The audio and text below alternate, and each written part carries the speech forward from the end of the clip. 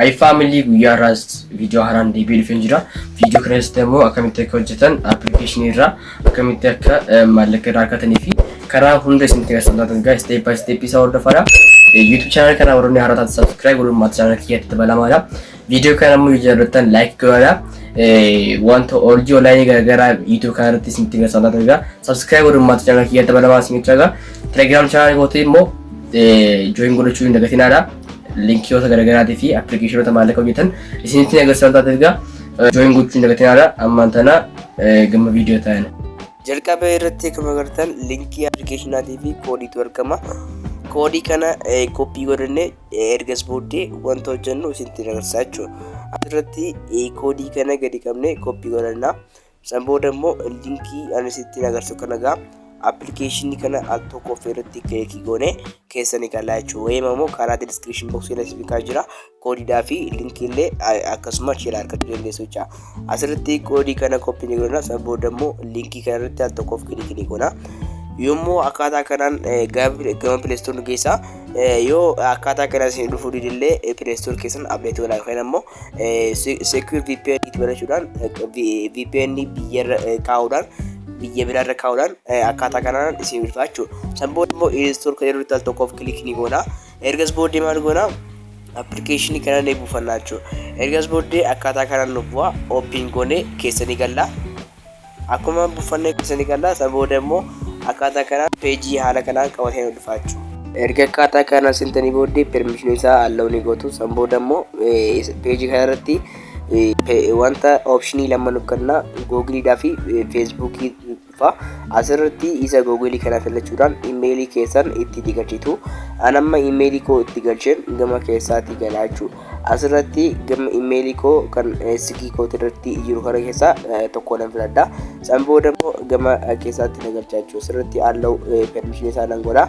San booda asirratti qabnaan jira. Asirratti continue qayyaduu tokkoof no akkuma gartan continue qayyaduu tokkoof kilikii ni godha.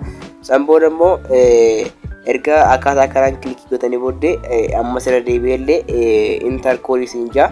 Koodiin ani isinitti agarsiisu kana asirratti ni guutu. Koodii kana ergatti guutanii wanta 50 kan pointii isiniif kan ta'a jechuudha. Asirratti isa kan irratti al tokko feetii iddoo xiyyaara irra isiniif kaasee irratti al tokko feetii kilikii gootanii booddee inni kun egaa pointii keessan asirratti isin garsiisa baalaansii keessan jechuudha. Asirratti al tokko kilikii goonee wiitii refresh godhutti pointiin keenya nuuf ida'ama jechuudha. Asirratti wanti nuti hojjennu isinitti agarsiisa. Asirratti sarveedhaa fi feature kan jedhutu argama. Asirratti featureonni kun egaa ofii yookaan appilikeeshinii install goonee geemota taphannu isinitti agarsiisa. Asirratti fakkeenyaaf ads and media keessan galangala.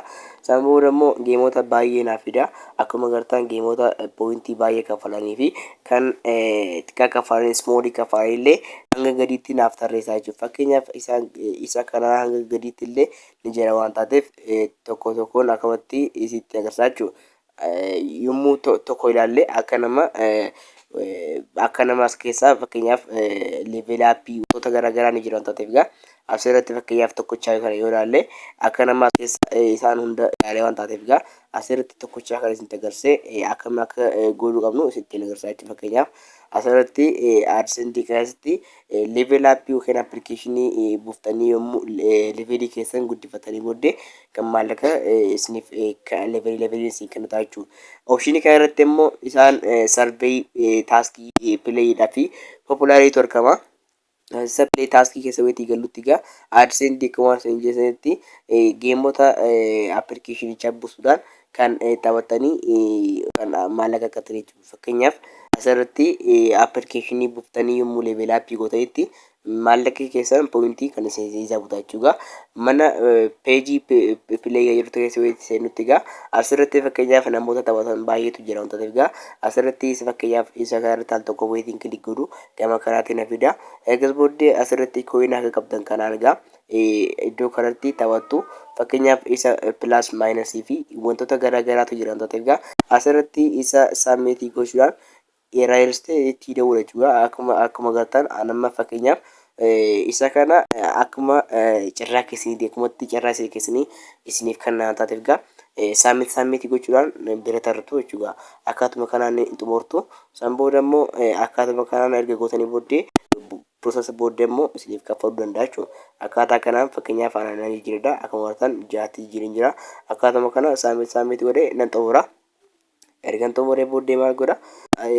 Yeroo muraasa booddee immoo piroosesa naaf kaa'ee naaf wanta baay'ee poointii baay'ee naaf kennuu danda'a jechuudha. Akkaatuma kanaan hojjechuu dandeessanii fakkeenyaaf isa populaarii peejii populaarii keessa wayitiin galuudha. Namoota maal akka hojjetanii yookiin sarveeyii kam hojjetanii yookiin offarii kam hojjetanii akka poointii argatan asirratti ilaaluu dandeessu. Fakkeenyaaf namni kun poointii taaskii kan hojjete poointii haga kana kan walitti qabatedha jechuudha. Hanga gadiitti illee namoota baay'eetu jiran taasifaga. Poointii baay'ee kan argatanii fi akka argatan asirratti ilaaluu dandeessu jechuudha. Akkaataa kanaan illee ilaaltanii baay'ee akka moraal isiniif ta'u jechuudha. Akkaataa kanaan ilaaluu dandeessu. San booddee asirratti isa gama gubbaa kanarratti akkuma agartu xiyyaa sadiitu argama. Wanta sadiin kanaan tokko irratti kilikii goona. San booda immoo karaan itti hojjennu isa lammaffaan jechuudha. Asirratti isa invite friend irratti al tokkoof kilikii goona. San booda immoo maal godhaatu dhufa keenya referaarii keenya jechuudha. Invite friend namootaaf sheerii goona. San booda immoo invite yommuu gootanitti namoota tokko yommuu gootanitti poointii 50 argattu. Poointii 50 isiniif kenna. Isaaniif illee akkasuma 50 isaaniif kenna jechuudha. Walqixa boosii jechuudha. Isin lachuutu boosii argattanii asirratti fakkeenyaaf invite yommuu gootanitti egaa namoota telegiraama irratti argaman baay'ee wantoota baay'ee jiran taate egaa kana irratti sheerii gochuun dakkatiin asiin jecha asirratti appilikeeshinii kana keessatti wanti argamu inni bira isa waaletii yeroo kanatti egaa al tokkoof kilikii goona. Waaletiin kun egaa kuusaa isaatii kuusaadha waan taateef egaa akkuma agartan gama gubbaarratti illee jira. Kanaafuu kan baay'ee wanta miti jechuudha. Isa baay'ee karaatti hojjetanii miti. Asirratti waaletiin isa itti dhalachuu dandeessu yookiin ammoo bakka silaa itti walitti kuufamudha. Gama gubbaarratti illee ilaaluu dandeessu.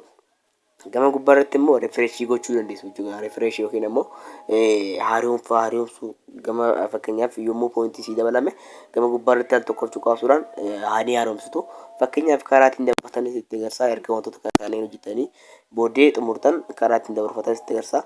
Isa shooppii irratti al tokkoof kilikii goona. San booda immoo gama kanaatiin na fida jechuudha. Asirratti all process yookiin ammoo neetwoorkii jechuudha. Asirratti fakkeenyaaf peepaalii, USD coinii fi wantoota garaagaraatu asitti argama. Fakkeenyaaf doolaara takka dabarfachuudhaaf poointii hanga kana kuma takka guutuu qabdu. USD coinii illee akkasuma doolaara takka guutuudhaaf doolaara takka dabarfachuudhaaf coina poointii kuma takka yoo qabdu jechuudha. Asirratti doolaara 10 kun teezariidha jechuudha. Teezariidha akkuma tan bitcoin ni jira, roborex wantoota hedduutti dabarfachuu dandeessu karaa kiriptootii fi karaa warroonni biyya alaa giftii kaardiitti dabarfachuu dandeessu. Warroonni immoo Itoophiyaa keessa jirtan karaa kiriptootiin karaa garaagaraatiin akkaataa kanaan baafachuu dandeessu. Giftii kaardiin Itoophiyaa keessatti hojjetu waan taateef akkaataa kanaan hojjechuu dandeessu waan taateef karaa kanaan baafachuu dandeessu. Warroonni YouTube channel kanaaf haaraa taatan subscribe godhuun maatii channel kiyyaatti dabalamaa isin jechaa egaa viidiyoo kana immoo laayikii gochuudhaan maatii viidiyoo kan jaallatanii si fayyade laayikii godhaadhaa. Maatii channel kiyyaatti dabalamaa isin dagatina isin jechaa telegiraam channel koo join godhaadhaa. Bye bye.